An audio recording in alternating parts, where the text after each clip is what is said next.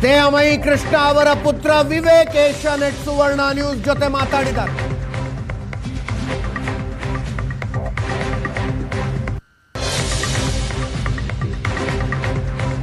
ನನ್ನ ತಂದೆಯ ಜೀವನಕ್ಕೇನಾದ್ರೂ ಆದರೆ, ಜೀವಕ್ಕೇನಾದ್ರೂ ಆದರೆ ರಾಜ್ಯ ಸರ್ಕಾರ ನೇರ ಹೊಣೆ ಅಂತ.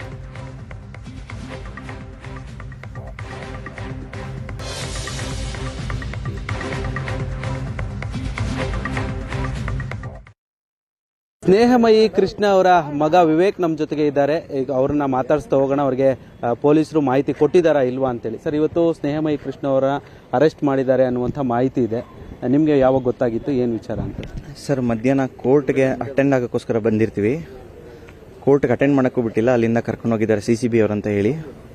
ಬಟ್ ಇಲ್ಲಿ CCB ಆಫೀಸಿಗೆ ಬಂದರೆ ನಮ್ಗೆ ಯಾವುದೇ ಮಾಹಿತಿ ಇಲ್ಲ ಅಂತ ಹೇಳ್ತಿದ್ದಾರೆ. ಇಲ್ಲಿ ಪ್ರತಿಯೊಬ್ಬ ಯಾವ ಅಧಿಕಾರಿಗಳು ಕೂಡ ಕರೆಕ್ಟಾಗಿ ಮಾಹಿತಿ ಕೊಡ್ತಿಲ್ಲ, ಅವ್ರು ಎಲ್ಲಿದ್ದಾರೆ ಏನು ಅಂತ. ನಮ್ಗೆ ಸ್ವಲ್ಪ ಅವ್ರ ಜೀವದ ಮೇಲೆ ಆತಂಕ ಸ್ವಲ್ಪ ಜಾಸ್ತಿ ಆಗ್ತಿದೆ ಸರ್.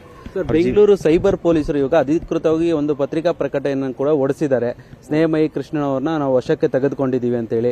ನಟೇಶ್ ಎಂಬುವಂಥವ್ರು ಕೊಟ್ಟಂತ, ಹಿಂದೆ ಮುಡಾ ಕೇಸಲ್ಲಿದ್ದಂಥ ನಟೇಶ್ ಅವರು ಒಂದು ದೂರನ್ನು ಕೊಟ್ಟಿದ್ದಾರೆ. ಆ ಹಿನ್ನೆಲೆಯಲ್ಲಿ ಅವರನ್ನು ವಶಕ್ಕೆ ಪಡೆದಿದ್ದೇವೆ ಅಂತೇಳಿ ಒಂದು ಪತ್ರಿಕಾ ಪ್ರಕಟಣೆಯನ್ನು ಕೂಡ ಏನು ಸೈಬರ್ ಪೊಲೀಸರು ಹೊರಡಿಸಿರುವಂಥದ್ದು. ನಿಮ್ಗೆ ಯಾವುದೇ ಮಾಹಿತಿ ನೀಡದೆ, ಕುಟುಂಬಸ್ಥರಿಗೆ ಮಾಹಿತಿ ನೀಡದೆ ಬಂಧನ ಮಾಡಲಾಗಿದೆಯಾ ಅಂತ?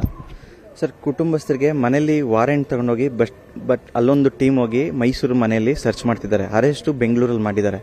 ಕರ್ಕೊಂಡು ಎಲ್ಲಿಗೆ ಹೋಗಿದ್ದಾರೆ ಏನು ಅಂತ ನಾವು ಕೇಳಿದ್ರು ಹೇಳಿಲ್ಲ. ಎಲ್ಲಿ ಕರ್ಕೊಂಡು ಹೋಗ್ತಿದ್ದೀರಾ ಏನು ಅಂತಲೂ ಹೇಳಿಲ್ಲ. ಸೈಬರ್ ಕ್ರೈಮಿಂದ ಅಂತ ಹೇಳ್ತಾರೆ. ನಮಗೆ ನಮ್ಮ ಫ್ರೆಂಡ್ ಅಲ್ಲಿ ಹೋಗಿ ವಿಚಾರಿಸಿದ್ರೆ ಅಲ್ಲಿಗೆ ಯಾರನ್ನೂ ಕರ್ಕೊಂಡು ಬಂದಿಲ್ಲ ಸೈಬರ್ ಕ್ರೈಮಲ್ಲಿ ಅಂತ ಹೇಳ್ತಿದ್ದಾರೆ. ಎಲ್ಲ ಅಧಿಕಾರಿಗಳು ಈ ಥರ ಸುಳ್ಳು ಹೇಳ್ತಾ ಇದ್ದಾರೆ. ಇಲ್ಲ, ಇವರೇ ಏನೋ ಸಂಚು ರೂಪಿಸಿ ಏನೋ ಅವ್ರ ಜೀವಕ್ಕೆ ತೊಂದರೆ ಮಾಡೋ ಪ್ಲಾನಲ್ಲಿ ಇಟ್ಕೊಂಡಿದ್ದಾರೆ ಗೊತ್ತಿಲ್ಲ. ನಟೇಶ್ ಅವ್ರ ಮೇಲೆ ಇದೇ ಮೊದಲು ನಮ್ಮ ತಂದೆ ಕಂಪ್ಲೇಂಟ್ ಕೊಟ್ಟಿದ್ದಾರೆ. ಆ ಕಂಪ್ಲೇಂಟ್ ಮೇಲೆ ಅವ್ರನ್ನ ಅರೆಸ್ಟ್ ಮಾಡಲ್ಲ, ಇಲ್ಲ ಅದ್ರ ಬಗ್ಗೆ ಕೇಸ್ ಬಗ್ಗೆ ತನಿಖೆ ಮಾಡಲ್ಲ. ಈಗ ನೀವು ಹೇಳ್ತಿರೋ ಪ್ರಕಾರ ಅವ್ರು ಕೊಟ್ಟಿದ್ದ ಕಂಪ್ಲೇಂಟ್ಗೆ ಇಷ್ಟು ಬೇಗ ಅರೆಸ್ಟ್ ಮಾಡಿದ್ದಾರೆ ಅಂದರೆ ಏನೋ ಒಂದು ಸಂಚು ರೂಪಿಸ್ಕೊಂಡಿದ್ದಾರೆ. ಅವ್ರ ಜೀವದ ಮೇಲೆ ನಮಗೆ ತುಂಬಾ ಭಯ ಇದೆ ಸರ್. ಅವ್ರ ಮೇಲೆ ಒಂದು ದೂರು ಕೂಡ ದಾಖಲಾಗಿತ್ತು ಅನ್ನುವಂಥ ವಿಚಾರ ತಮಗೆ ಗೊತ್ತಿತ್ತಾ ಅಂತ?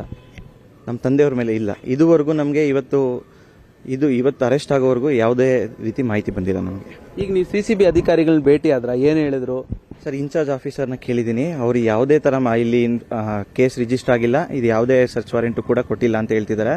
ಕ್ರೈಮಲ್ಲಿ ಹೋಗಿ ವಿಚಾರಿಸಿದ್ರೆ ಅಲ್ಲೂ ಕೂಡ ಇಲ್ಲ ಅಂತ ಹೇಳ್ತಿದ್ದಾರೆ.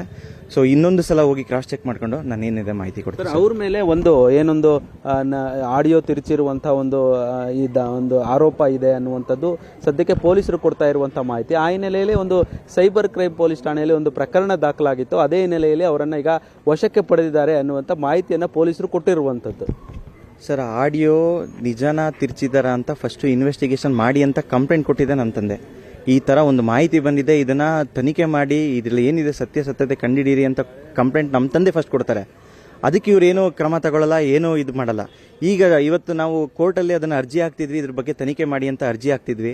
ಆ ಅರ್ಜಿ ಕೋರ್ಟಲ್ಲಿ ಮೂವ್ ಆಗುತ್ತೆ, ಇದರಿಂದ ಏನಾದರೂ ನಮ್ಗೆ ತೊಂದರೆ ಆಗುತ್ತೆ ಅನ್ನೋದಕ್ಕೋಸ್ಕರ ಏನೋ ಅವರೇ ಕಂಪ್ಲೇಂಟ್ ಕೊಟ್ಟು ಅವರೇ ಇದೆಲ್ಲ ಅರೆಸ್ಟ್ ಮಾಡಿಸಿ ನಮಗೆ ಮಾಹಿತಿ ಕೊಡದೇ ಇರೋ ರೀತಿ ಮಾಡಿ ಏನೋ ಅವ್ರ ಜೀವಕ್ಕೆ ತೊಂದರೆ ಮಾಡೋ ರೀತಿ ಪ್ಲಾನ್ ಮಾಡಿದ್ದಾರೆ ಸರ್. ಸರ್, ಈಗ ಹಾಕಿರೋ ಪ್ರಕರಣ ಕೇವಲ ನೆಪ ಮಾತ್ರ. ಮುಡಾ ವಿರುದ್ಧವಾಗಿ ಹೋರಾಡ್ತಾ ಇರುವಂತದ್ದೇ ಇದು ಅವ್ರಿಗೆ ಈ ರೀತಿಯಾಗಿ ಬಂಧನ ಆಗಿರುವಂತದ್ದು, ಅಂದ್ರೆ ಅವ್ರನ್ನ ಟಾರ್ಗೆಟ್ ಮಾಡಿರೋದು ಅಂತ ಅನಿಸ್ತಾ ಇದೆಯಾ ಅಂತ? ಖಂಡಿತ ಹೌದು ಸರ್. ನಮ್ಮ ತಂದೆಯವರು ಆಗ್ಲಿಂದನೂ ಹೋರಾಟ ಮಾಡ್ಕೊ ಬರ್ತಿದ್ದಾರೆ. ಅವರು ಯಾವುದೇ ಆಮಿಷಕ್ಕೋಸ್ಕರ ಇಲ್ಲ ಯಾವುದೇ ಇದಕ್ಕೋಸ್ಕರ ಬೆದರಿಕೆಗೋಸ್ಕರ ಯಾವುದಕ್ಕೂ ಜಗ್ಗದೆ ಅವ್ರ ಕೇಸಲ್ಲಿ ಮುಂದುವರಿತಿರೋದ್ರಿಂದ ಇದು ಅವರ ಬುಡಕ್ಕೆ ಬರ್ತಾ ಇದೆ, ಅವ್ರ ತಲೆಗೆ ಬರ್ತಾ ಇದೆ ಈ ಕೇಸು ಅನ್ನೋಕ್ಕೋಸ್ಕರ, ಇದನ್ನು ಮುಚ್ಚಾಕೋಸ್ಕರ ಈ ರೀತಿ ಪ್ರಯತ್ನಗಳನ್ನ ಪಡ್ತಿದ್ದಾರೆ.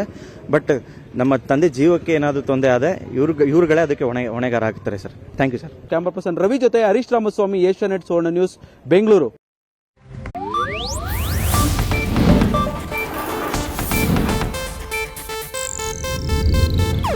ಇದು ಏಷ್ಯಾನೆಟ್ ನ್ಯೂಸ್ ನೆಟ್ವರ್ಕ್ ಪ್ರಸ್ತುತಿ.